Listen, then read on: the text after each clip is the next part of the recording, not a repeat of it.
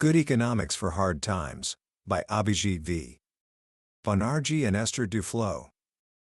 Introduction. A woman goes to her doctor, and he gives her the worst possible news. "I'm afraid you only have 6 months to live," he tells her. The woman is stunned, but the doctor has a strange piece of advice. "Marry an economist," he says, "and move to South Dakota." "Will that cure me?" she asks, a glimmer of hope in her eyes. "No," the doctor replies. "But it will make that 6 months seem awfully long." That's a joke from the opening pages of a book that won its authors, Abhijit V. Banerjee and Esther Duflo, the Nobel Prize in Economics in 2019. And it perfectly captures how most of us feel about economics. It's seen as this dismal, complicated, and frankly, boring subject. A field for experts in suits who speak a language nobody understands, making grand predictions about the future that almost never come true. And for a long time, we've just accepted this. We've allowed economics to become a weapon used in political debates, a set of slogans thrown around on the news. Free trade is good, immigrants hurt wages, taxes kill growth. But what if I told you that most of what you think you know about economics is wrong? Not just a little bit wrong, but fundamentally built on a misunderstanding of how people, and the world, actually work. The book we're diving into today, Good Economics for Hard Times, is a quiet revolution. It sold hundreds of thousands of copies worldwide, not because it offers simple answers, but because it does the opposite. It pulls back the curtain on the world's most polarizing issues: immigration, trade, inequality, climate change, and the future of work, and shows us that the truth is far more complex, and far more hopeful, than the headlines would have us believe. Banerjee and Duflo are not your typical economists. They spent their careers not in boardrooms, but in the villages and slums of the world's poorest countries, trying to understand the real lives of real people. They are more like plumbers than physicists. They don't have a grand theory for everything, but they know how to find a leak and fix it. And in this book, they apply that same practical, on-the-ground wisdom to the biggest problems facing the richest nations on Earth. So, here is my promise to you. By the end of our journey today, you will see the world differently. You will understand that the angry debates you see on TV are based on myths. You will discover that economics, when done right, is not about money or models. It's about dignity, hope, and building a more humane world. And you will realize that the most powerful tool we have for solving our hardest problems isn't a new policy or a new technology, but a new way of thinking. Let's begin. Book summary. To understand the core message of Good Economics for Hard Times, we have to start with a puzzle. It's a puzzle that explains nearly everything, from the fear of immigration to the pain of trade, and it's this: why do so many of us stay put, even when a better life seems to be just a bus ride away? Economics 101 teaches us a simple, seductive story.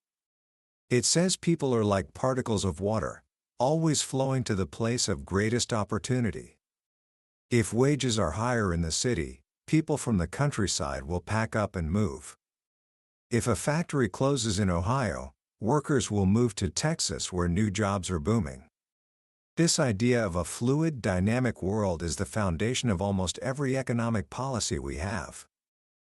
But as Banerjee and Duflo show, it's a fantasy. The real world isn't fluid. It's sticky. And once you understand the profound stickiness of our world, the angry, polarized debates of our time start to make a whole lot more sense. Let's start with one of the most explosive issues of all: immigration. The story we're often told is one of a coming flood. A horde of people from poor countries, desperate to come to our rich nations, who will take our jobs and drive down our wages. President Trump captured this fear perfectly when he insisted the country is full. The logic seems self-evident, a simple law of supply and demand. More workers means lower wages for everyone. It's the kind of argument you can draw on the back of a napkin. But the authors ask us to look closer, because that simple picture is profoundly wrong. First, they point to the poetry of Warsan Shire, who wrote, "No one leaves home unless home is the mouth of a shark." People don't just migrate for a few extra dollars. They migrate to escape chaos. They flee drug wars, civil wars, and the complete collapse of a normal life. The people most desperate to leave places like Syria or Guatemala are not from the poorest countries on earth, they are from places where life has become intolerable. The real puzzle, the authors argue, isn't why so many people move, but why so few do. Even within the same country, where there are no borders or visa laws, massive wage gaps exist between the city and the countryside, yet millions of people choose to stay in their villages. During the height of the Greek economic crisis, when unemployment hit 27%, fewer than 3% of the population chose to leave, even though as EU citizens, they could have freely moved and worked anywhere in Europe. Something holds us back. And it's not ignorance. An incredible experiment in Bangladesh offered dirt-poor rural families a small amount of cash, just enough for a bus ticket and a few days of food, to encourage them to migrate to the city for work during the lean season, a time known as manga, or the season of hunger. Those who took the offer ended up earning far more money than they ever could have at home.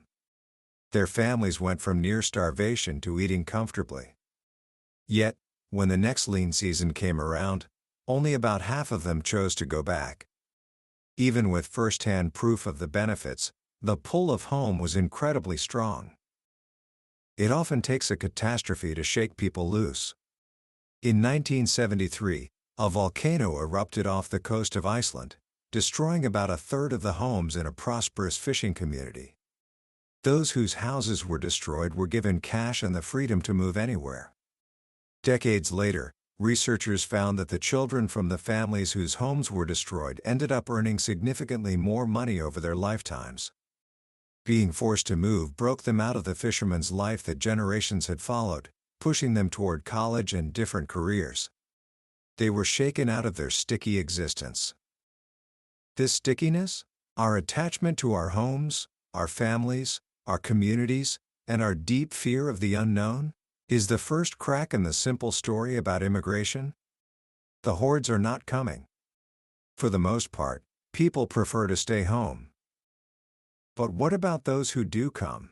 Do they really drive down wages? The most famous study on this question looked at a unique event in American history, the Morial Boat Lift.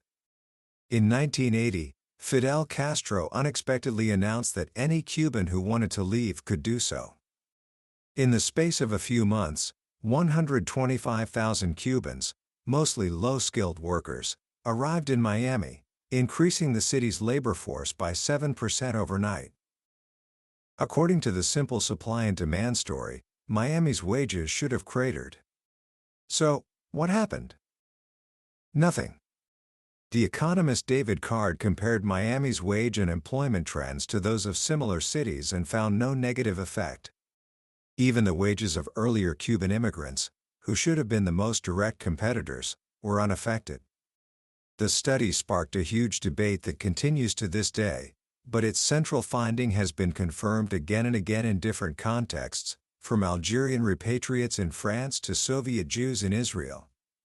The overwhelming consensus among economists, summarized by the prestigious National Academy of Sciences, is that over the long run, the impact of immigration on the wages of native-born workers is very small. Why does the simple napkin drawing of supply and demand fail so spectacularly? Because it leaves out the most important parts of the story. First, immigrants aren't just workers, they're also consumers. They rent apartments, get haircuts, and buy groceries. This creates new jobs, often for other low-skilled people, shifting the demand curve for labor at the same time the supply curve shifts. Second, immigrants often complement native workers, rather than competing with them.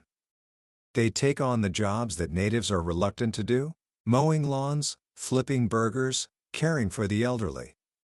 This frees up native workers to move into more complex, better paying roles that require communication skills and local knowledge. When low-skilled immigrants arrive, native workers often get a promotion. And third, labor isn't like watermelons. An employer can't just hire the cheapest person who walks in the door. They worry about reliability, skill, and trust. Existing workers have a huge advantage because they are known quantities. This creates a natural protection for native workers, making it much harder for newcomers to undercut them on wages. The simple, scary story about immigration crumbles under the weight of evidence. It's a story born from a misunderstanding of both human nature and economics. The real migration crisis isn't that there are too many people on the move, it's that there are too few. The world is far stickier than we imagine, and that stickiness has profound consequences, not just for immigration, but for the second great pillar of globalization, international trade. If there's one idea that unites nearly all economists, it's that free trade is good for everyone. The logic, first laid out by David Ricardo 200 years ago, is beautiful in its simplicity. It's the theory of comparative advantage. Even if one country, say China, is better at producing everything, it still makes sense for countries to specialize in what they are relatively best at and trade with each other. This way, everyone becomes more productive, the total economic pie gets bigger, and in theory, everyone can be made better off. This idea is so powerful that it's become a kind of dogma. But the general public has never been fully convinced. They see the cheap goods at Walmart, but they also see the shuttered factories and the lost jobs. They see the gains, but they also feel the pain. So, who is right?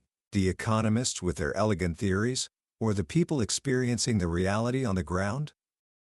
The authors argue that the public has intuited something many economists have missed.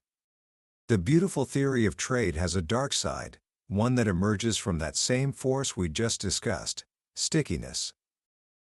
The classic theory, known as the Stolper-Samuelson theorem, makes a clear prediction.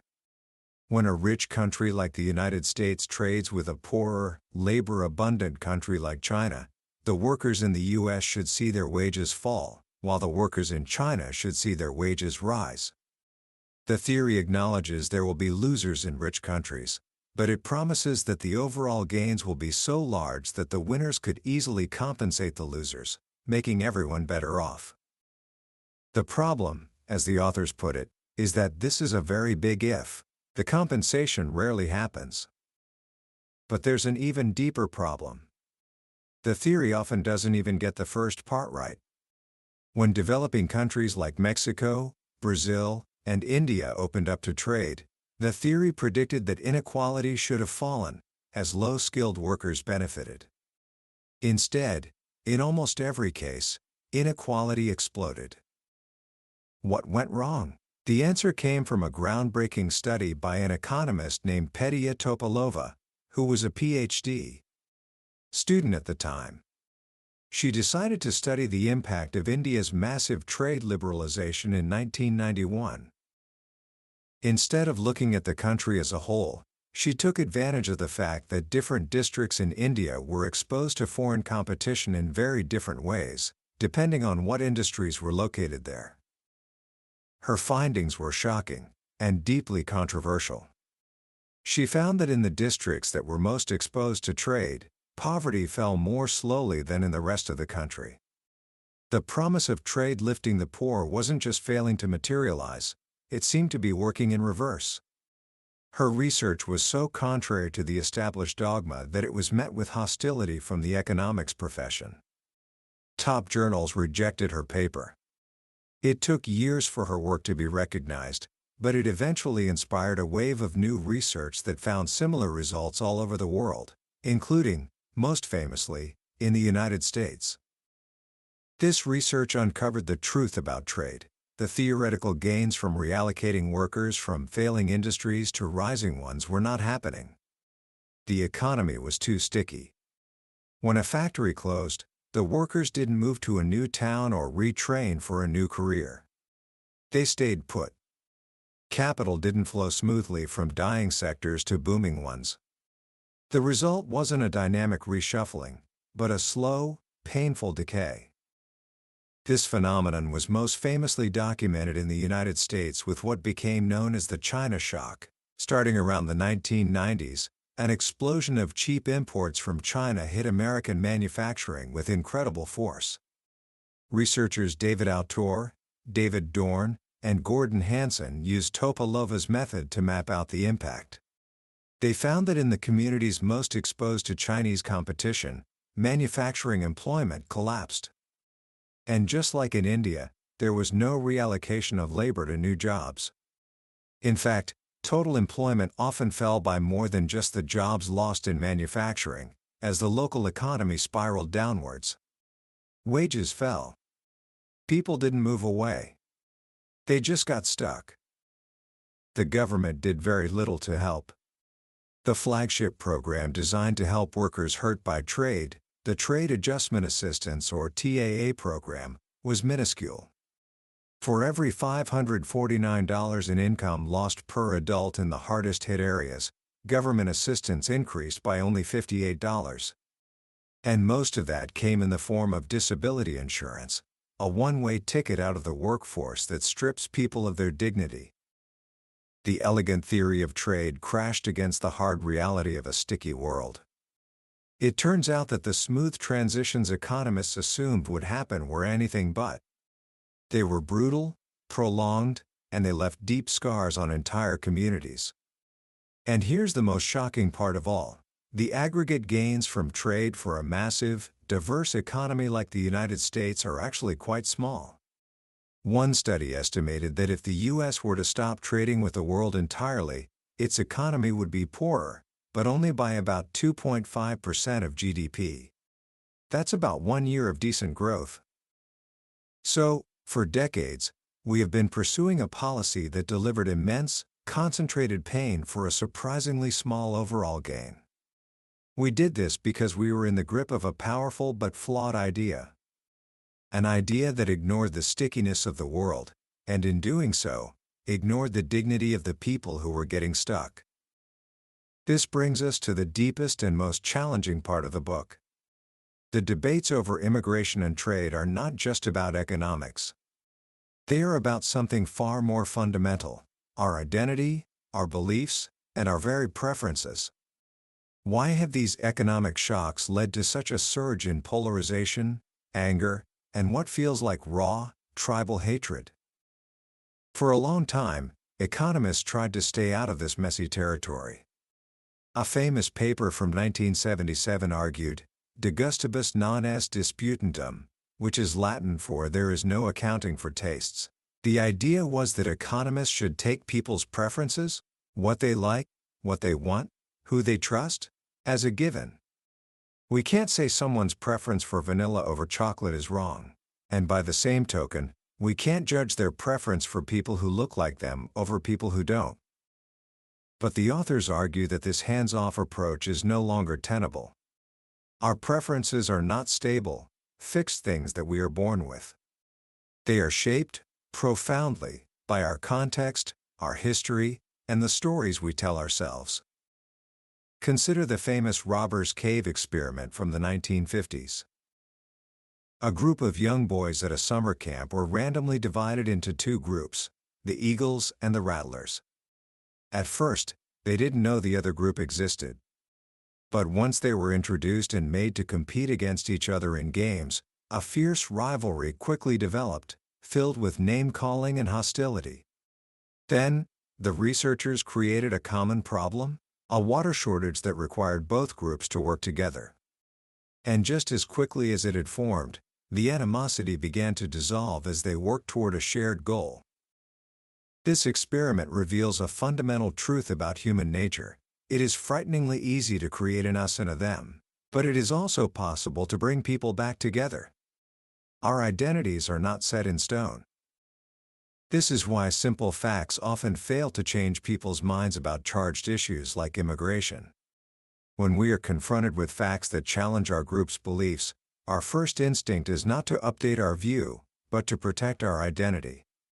It's why accusing people of being racist or calling them deplorables is so counterproductive. It attacks their moral sense of self, and they immediately shut down. Our beliefs are also deeply connected to our self-esteem. An amazing experiment demonstrated the power of what psychologists call stereotype threat. Black students performed just as well as white students on a test when it was described as a simple problem-solving task. But when they were told the same test was a measure of their intellectual ability, their scores plummeted. Just reminding them of the negative stereotype was enough to make it a self-fulfilling prophecy. This happens to all of us. White male engineering students did worse on a math test when they were told it was designed to figure out why Asians are so good at math. We are constantly, unconsciously absorbing and performing the stereotypes of the world around us. And in a segregated world, these stereotypes can become dangerously powerful.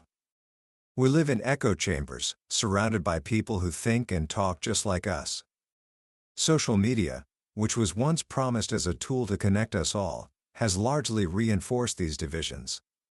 Politically engaged liberals on Twitter get 92% of their information from other liberal sources. For conservatives, it's 93% from conservative sources. We're not having a conversation, we're just shouting into our own, separate rooms. This profound disconnection is at the heart of our hard times. The economic shocks of trade and technology didn't just cost people their jobs. For many, it cost them their sense of place and their dignity. And in a world that tells them they live in a land of opportunity where anyone can succeed, the inability to do so creates a terrible choice. Either blame yourself, which leads to despair, or blame someone else. And this is where we find ourselves today. The rise in deaths of despair, from suicide, drug overdoses, and alcoholism, among middle-aged white Americans without a college degree is a terrifying symptom of this crisis. It's a crisis that has been building for decades, the result of a particular kind of economic growth that has left millions behind. Since the 1980s, under the influence of what came to be known as Reaganomics, the social contract in America was rewritten. The idea was simple: cut taxes on the rich, dismantle unions, and deregulate business, and the resulting economic growth would eventually trickle down to everyone else. Well, the growth never really came roaring back to the levels of the post-war era. But one thing did happen: inequality exploded. Since 1980, the share of national income going to the top 1% of Americans has nearly tripled, returning to the same giddy levels as the Roaring '20s, right before the Great Depression. Meanwhile, for the bottom half of the population, incomes have completely stagnated. For a full-time male worker with only a high school degree, his real weekly earnings in 2018 were about 20% lower than they were in 1980. All the gains from the last 40 years of economic growth have been vacuumed up by those at the very top. How did this happen? It wasn't just robots or globalization. Technology and trade have been happening everywhere. But this dramatic rise in inequality is a uniquely Anglo-American story. In continental European countries like France and Denmark, inequality fell after World War II and has stayed low ever since. The difference was policy. Specifically, the dramatic slashing of taxes on the very rich. In the 1950s, under a Republican president, the top marginal income tax rate in the U.S. was over 90%. The point wasn't to raise a ton of money, almost no one paid it, but to send a clear social signal that astronomical incomes were simply not acceptable. It acted as a powerful brake on runaway executive pay. When those top rates were slashed, the brake was released, and top incomes shot into the stratosphere. This was justified by the story that we need to give the rich massive incentives to work hard and innovate. But the evidence simply doesn't support this. The rich don't stop working when their taxes go up. Their effort is driven by competition, status, and the simple desire to win, just like a professional athlete who plays their heart out whether they're paid $10 million or $20 million. High taxes on the ultra-rich don't kill growth, but they do curb the worst excesses of inequality. And this brings us to the final, crucial part of the author's argument. What is the way out of these hard times? The answer isn't to try and turn back the clock on globalization or technology. The answer is to build a better social safety net. But not the kind we have now. Our current system is a tangled mess of programs that are often complicated, stigmatizing, and deeply disrespectful to the people they are supposed to help. Applying for benefits can be a bureaucratic nightmare that defeats the very people who need it most. And the whole system is built on a foundation of suspicion, the fear that if we give poor people cash, they'll stop working or waste it on alcohol and tobacco. This fear is one of the most persistent and damaging myths in all of public policy. The authors, who have been at the forefront of studying cash transfers around the world, show that the evidence is overwhelming. When you give poor people cash, they don't stop working. They don't drink it away. They spend it on food for their children, on school fees, on fixing their leaky roofs. They use it to pay down debt or to start a small business. If anything, the security of a small, guaranteed income often empowers them to take more risks and work harder. This evidence has led to a surge of interest in the idea of a universal basic income, or UBI. In a developing country, where governments struggle to deliver services and millions live on the edge of destitution, a small, universal, ultra-basic income could be a revolutionary tool for reducing misallocation and unleashing human potential. But in a rich country like the United States, the authors argue that UBI is not the answer. Not because people would get lazy, but because it misses the fundamental problem. The crisis we face is not just a crisis of income, it's a crisis of dignity. People don't just want cash, they want to contribute. They want to be valued. Work, for many of us, is a source of identity, community, and self-respect. A society where a small elite does all the meaningful work and the rest of the population is paid to stay home and play video games is a dystopia. It's the world of Kurt Vonnegut's Player Piano, and it's a recipe for despair. So, what is the alternative? The authors propose a radical rethinking of social policy, one built on the principle of care and respect. First, we need to move beyond the idea that the only solution for a lost job is for the worker to move. For older workers, or those deeply rooted in their communities, we should subsidize them to stay in place, preserving the social fabric of our towns and cities, just as Europe subsidizes farmers to preserve its countryside. Second, instead of just handing out cash, we need to invest massively in creating good jobs in sectors that society desperately needs. The care of our children and our elderly is not something that can be fully automated. The human touch will always be essential. We could create millions of well-paid, respected, and meaningful jobs in early childhood education, elder care, and community health. It's not about the government creating make-work jobs, it's about the government funding the essential work of a caring society. Finally, and most importantly, every interaction with the social safety net must be built on a foundation of dignity. The authors tell the powerful story of an organization in France called ATD Fourth World, which runs a small business designed to provide permanent jobs to people who have been homeless or faced extreme poverty. Their slogan is "All Together in Dignity." They recognize that what the poor need most is not another handout, but to be taken seriously as thinking, contributing human beings. Their goal is to restore the agency and self-respect that years of exclusion have stripped away. This is the essence of good economics.